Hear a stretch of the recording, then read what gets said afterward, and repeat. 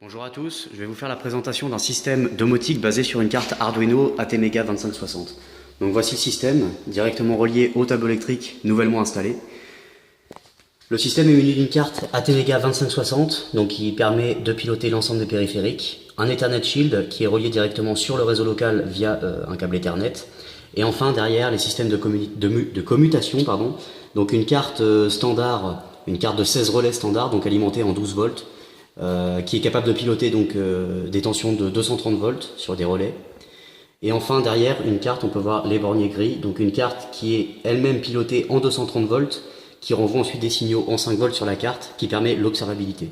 Donc ici nous avons le cerveau du système, ensuite une carte de commandabilité pour l'ensemble des périphériques, et derrière la carte d'observabilité pour voir l'état des périphériques en temps réel. Donc le système est directement connecté sur une installation standard, qui permet directement de piloter les périphériques directement via les boutons poussoirs. Donc là par exemple la cuisine que nous voyons là, j'ai directement le bouton poussoir qui est ici. Donc l'installation ne change rien. Voilà, on peut éteindre et allumer les périphériques directement avec leur propre bouton poussoir. Donc là par exemple dans la cuisine, on a un allumage télérupté, donc avec un télérupteur qui est sur le tableau électrique. Et nous pouvons voir autrement un allumage non télérupté, donc le couloir télérupté, une chambre téléruptée de la même manière. Mais par exemple, un endroit qui n'est pas télérupté, c'est la salle de bain.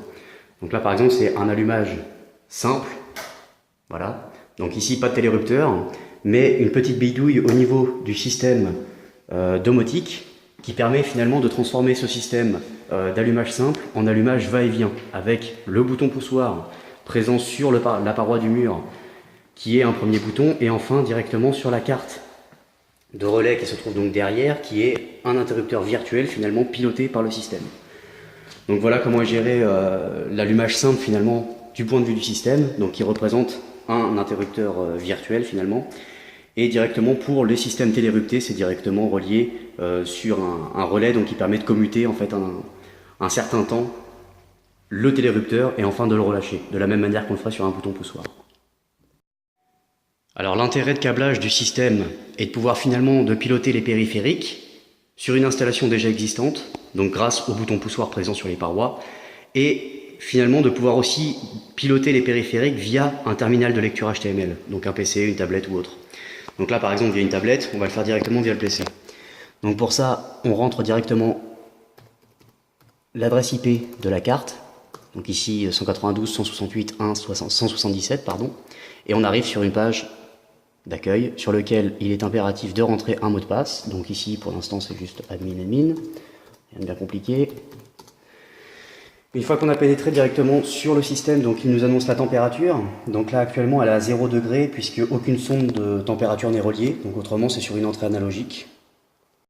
Et le système possède un menu de navigation, donc par exemple les interrupteurs.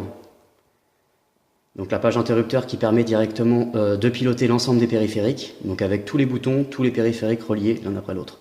Donc ici, nous pouvons voir que la cuisine est allumée, ainsi que le hall et la chambre 1, donc qui est la pièce juste à côté, et la salle à manger, donc qui est cette pièce-là.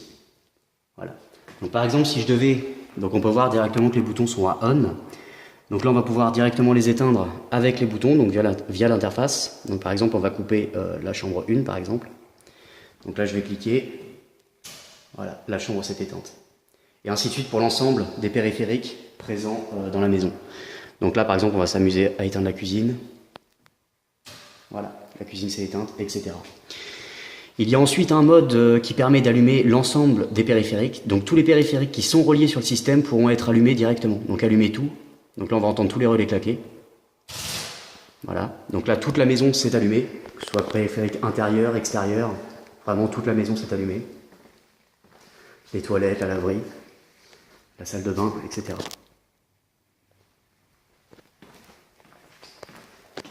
Donc, il est aussi possible de les éteindre. Donc, éteindre tout.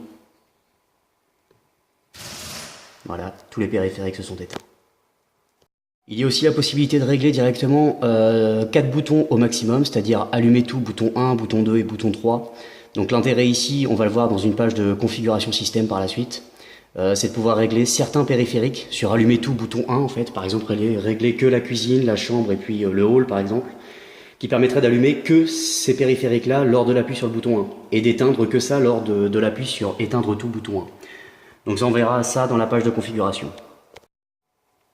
Donc le système en lui-même, comme je le disais, est capable de voir l'état des périphériques en temps réel, ce qui signifie qu'on est capable aussi de calculer donc des consommations énergétiques. Donc pour ça, l'accès à la page consommation, qui permet d'afficher un ensemble de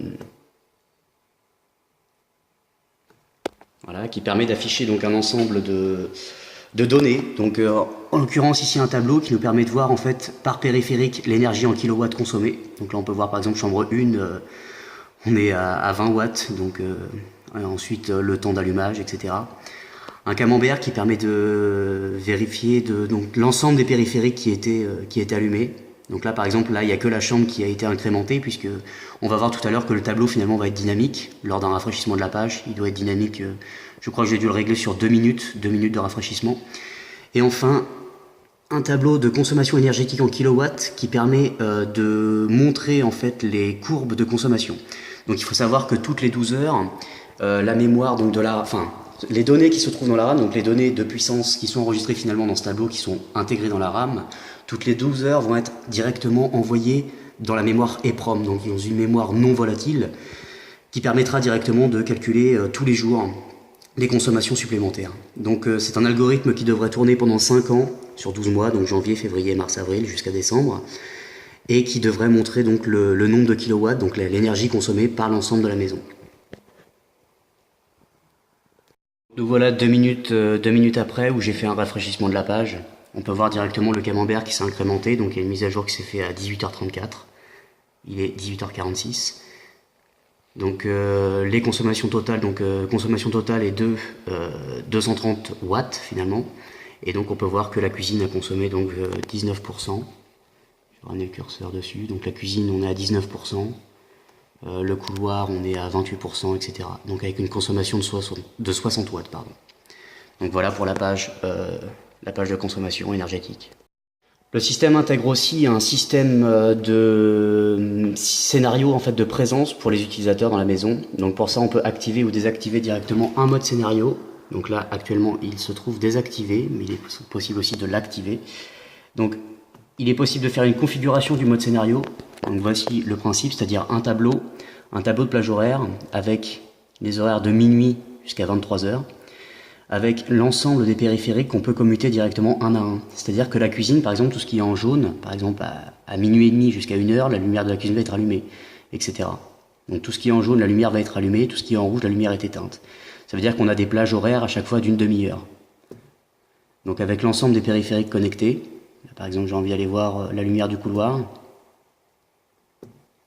Donc là il va ressortir un nouveau tableau de plage horaire avec l'ensemble des plages sur lesquelles la lumière va être allumée. Avec sa puissance, la puissance consommée pour le couloir par exemple, donc là 50 watts sur la totalité des périphériques du couloir. Et enfin donc une consommation estimée sur un allumage de 24 heures. Voilà pour la page de scénario.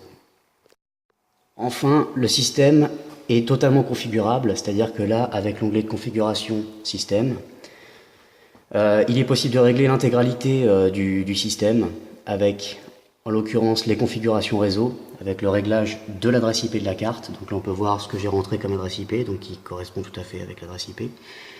La passerelle, le masque de sous-réseau et le port de service utilisé. Les fameux boutons spécialisés que je vous ai fait voir tout à l'heure avec la page interrupteur. Donc par exemple le bouton 1 qui est activé, donc on avait 3 boutons tout à l'heure, et le bouton 4 pardon, qui n'était pas activé.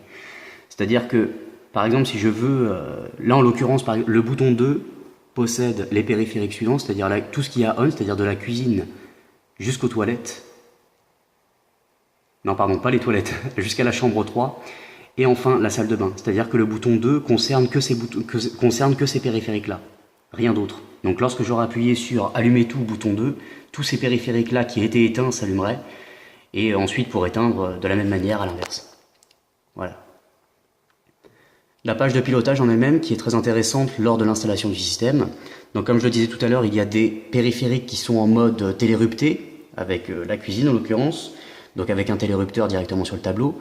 Donc là c'est un réglage qui va être en mode impulsionnel, c'est-à-dire que le système va finalement envoyer une impulsion coller le télérupteur et enfin remettre à l'état bas, en tout cas l'impulsion, de manière à pouvoir laisser coller l'interrupteur, comme si vous appuyez sur un bouton poussoir. Avec le réglage de sa puissance consommée, donc là 37 watts pour la cuisine par exemple, le couloir 50 watts, etc. Donc directement, c'est avec ces valeurs-là, finalement 37 watts, 50 watts, qu'il sera possible de calculer la puissance, enfin du moins la consommation énergétique.